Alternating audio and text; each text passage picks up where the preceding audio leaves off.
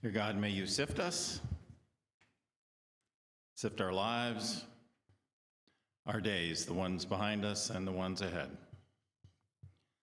so we might find what is essential, what is real, what our purpose is. Amen. What must I do to inherit eternal life? Asked the man identified only as rich and young.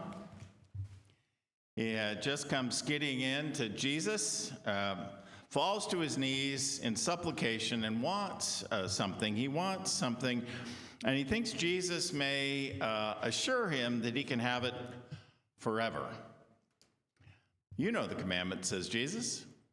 I keep them all, the young man answers. Well, then you lack one thing only. Sell what you own, give the money to the poor, and come and follow me. And the young man,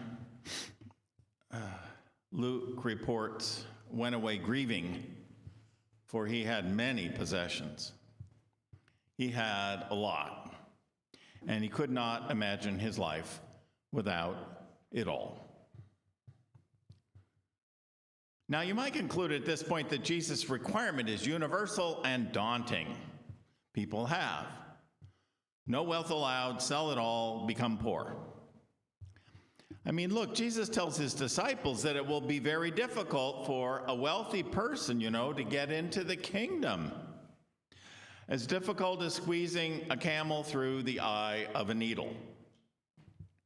But the text won't allow such pat conclusions.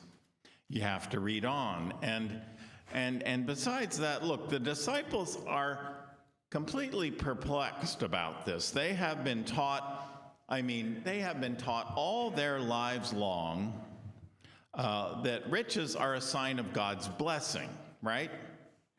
They are a sign that you are good. And if you aren't rich, if you're beat up and lying by the side of the road, that means you probably deserved it. And what Jesus is saying seems to be the opposite of everything they learned as children, so they ask, who can be saved? And when Jesus gives an answer about God's ability in that regard, Peter, the disciple, nods and then asks, hey, we've left everything behind, aren't we in? Haven't we done what's required? And Jesus, in effect, answers, Peter, you and the rich young man are both asking the wrong questions when you ask, what must I do? You can't do anything. Trying to keep control of your life by being either super rich or super poor is a fool's errand. The young man's problem is not his wealth. It's his relationship to his wealth. And ironically, he doesn't really own it. It owns him, right? He is trapped, enslaved by it all. His life amounts to managing the mess, and in his case, according to Jesus, that is no life at all. Now, most any routine can lead to a kind of insulation from life, but nothing can insulate a person from really living, as much as worrying daily over a superabundance of money. We still talk a lot about the 1% income bracket. But you know what? That's becoming old school now. Today, a lot fewer people than that control the most, I mean over 50% of the world's wealth. You could put, in fact, those people in the first row. And I wish we would. The offering might, maybe it wouldn't go up. I don't know. But you could do that. Those people, most of the wealth on earth. And the 1%, let's get back to that one. A recent study says that 1% of the population now owns 82% of the world's wealth. 1% owns 82%. You know what we can do with that? You know what we can fix with that? While 90% of people lost a ton of money in the last recession, the top 1%, the ridiculously rich among us who did a fair amount to make the downturn happen in the first place, made a killing as a result. Do they have any incentive to keep it from happening again? So, why does Jesus spend so much time talking about money and the super rich? Because he pointed out that in his day, the system was rigged in favor of the super rich. And guess what? It still is, yes? And as Jesus seems to be saying, it's a pretty sad situation for everybody, including the super rich, which is where the rich young man comes in. Here's something from John Updike on that subject. John Updike, I know he was a Christian. I think he might have been a Presbyterian. Here's what he said. He said, the super rich make lousy neighbors. They buy a house and tear it down and build another twice as big and leave. They're never there. They own so many other houses. Each demands a visit. Entire neighborhoods called fashionable, bustling with servants and masters such as Lewisburg Square in Boston or Bel Air in LA, are districts now like Wall Street after dark or Tombstone once the silver boom went bust. The essence of the super rich is absence. They're always demonstrating they can afford to be somewhere else. Don't let them in. Their money is a kind of poverty. He gets it. That's what Jesus is talking about. Jesus said to the young man, one more thing, sell all you have and give it to the poor and come and follow me. But the man went away grieving because he just couldn't bring himself to even imagine such a thing. In our recent class in Asian religions, we learned that 2,400 years ago, a man known to us as Siddhartha Gautama, who would later become the Buddha, was, legend says, born into a royal family in India. He was born to a father who raised his son behind very high walls, intentionally insulating him, there's that word again, insulating him against life. His wish, though entirely irrational, was that his son would never know hunger or want. More, he hoped that by removing him completely from the world, that his son would never even see the three things he himself feared most: sickness, death, and the infirmities of age. So as a result, Buddha was the first bubble baby. Siddhartha's father thought his great wealth could provide insulation from age and pain. What couldn't his money buy after all? But even as a tiny child, Siddhartha, who would become the Buddha, wondered what lay beyond his garden wall. As a young married man, he scaled it, and in no time at all, he saw what had been kept from him. A woman bent with age, a makeshift hospital, a passing funeral procession carrying a silent body bedecked with flowers and followed by a company of monks. He felt a natural temptation to flee back to his father's palace. He even imagined that once back in his own bed, he might think of it all as a mere dream. But he couldn't do it. So he wandered about for days in a gray haze. And finally, when the idea of a return to his palace seemed to him insipid, he decided that all he could do to remain sane would be to embrace life on its own terms, not his. But Siddhartha was still very much his father's son, and as such, he was still driven by his father's revulsion of human suffering. So Siddhartha decided then that he would not rest until he found a way to deny its power. Now, Jesus of Nazareth was never removed from suffering. It never seemed particularly strange to him. He was a peasant, not born into the ruling class. He decided, in fact, that suffering was just one of many states that made up a human life. One should do what one could to alleviate an overabundance of it. But he saw that at times one could best alleviate its power by embracing poverty and suffering as a brother. In the one sermon we know he preached, he said, "Blessed are those who hunger. Blessed are those who thirst. Blessed are the poor and the meek, the betrayed, those who grieve." And you know that word blessed literally means you're on the right road. So, you're on the right road when you mourn, because it's living proof right there in your tears that you once knew the delicious sense of loving another of God's creatures. Grief, though painful, can elevate the human spirit.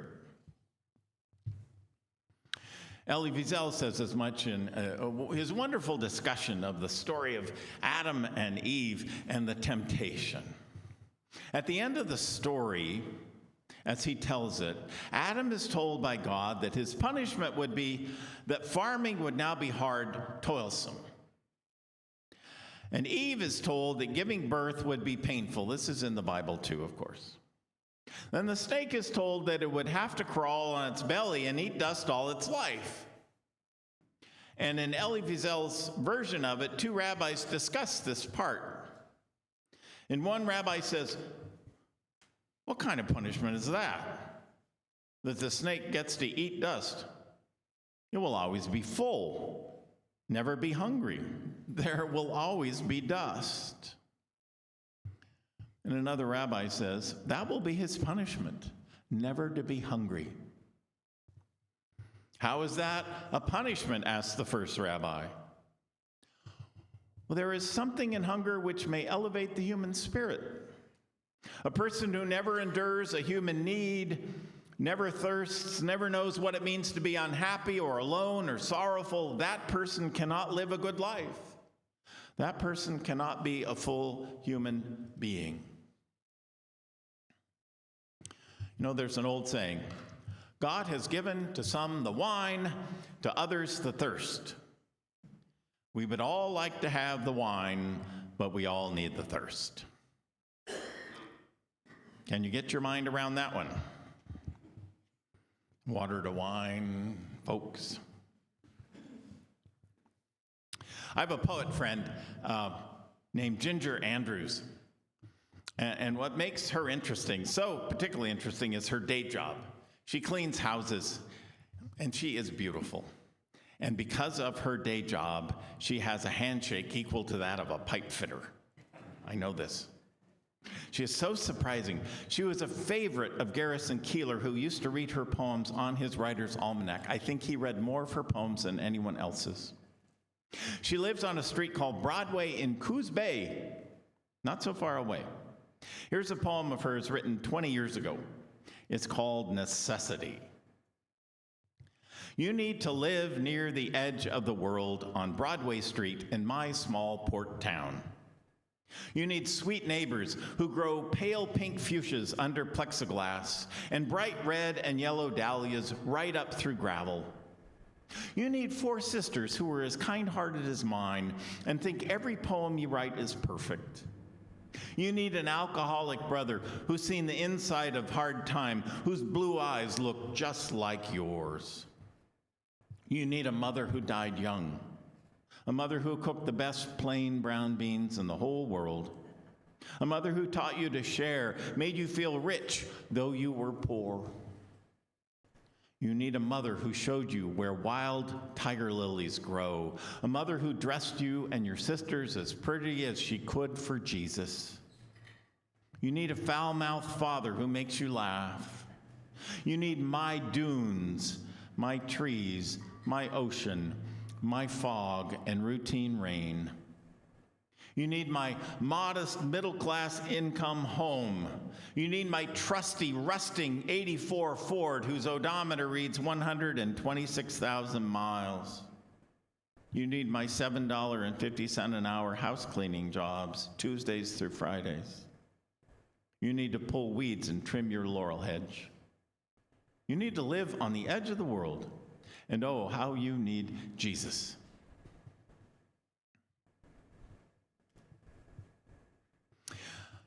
There was an article in Time magazine that asked the question, does God want you to be rich? And it was written because many, many, many churches in this country say yes to that question and promise their faithful just that, prosperity, if you're just good enough. But the debate seemed so silly to me. I mean, if I were asked, does God want you to be rich? I'd say maybe yes, maybe no. If you are the compulsive, single-minded type A type, and you can't see anything but a goal you set for yourself, and that goal is to make a lot of money, then God's will might be for you to make it, knowing that it's only by having it that you will find out that making money for its own sake and nothing else is as hollow and pointless as running a marathon on a treadmill. Bill Gates, made billions, and then he met Melinda, who said, so what? Show me something besides the money. Tell me what you want to do with it. And he couldn't answer that question. So together they decided that the best thing they could do was spend it on the world's children. Pretty damn impressive. Writing instructions to his young disciple Timothy, the Apostle Paul addresses the matter of an abundance of money directly. He says, as for those who in the present age are rich, command them not to be haughty or to set their hopes on the uncertainty of riches, but rather on God. They are to do good, to be rich in good works, generous and ready to share, so that they may take hold of the life that is really life. So, Paul starts out here, he just seems to be moralizing, do good, be rich in good work, share your stuff, blah, blah, blah. And then he tells them why. So that they may take hold of the life that is genuine and real and really live. And not settle for something glittering and cheap and empty, which is what most people end up doing. So what is genuine? What really endures? You have to answer that one yourself. But I think it's worth asking. It may make us uncomfortable, but that may just be the spur that we all need. So on this summer morning, let me close with another poem, this one from Mary Oliver, that asks the question in a way that just may pry open your heart in a new way to this question. It's called The Summer Day. Who made the world? Who made the swan and the black bear? Who made the grasshopper? The grasshopper, I mean, the one who has flung herself out on the grass, the one who is eating sugar out of my hand, who is moving her jaws back and forth instead of up and down, who's gazing around with her enormous and complicated eyes. Now she lifts her pale forearms and thoroughly washes her face. Now she snaps her wings open and floats away. I don't know exactly what prayer is. I do know how to pay attention, how to fall down into the grass, how to kneel down in the grass, how to be idle and blessed, how to stroll through the fields, which is what I have been doing all day. Tell me, what else should I have done? Doesn't everything die at last and too soon? Tell me, what is it you plan to do with your one wild and precious life?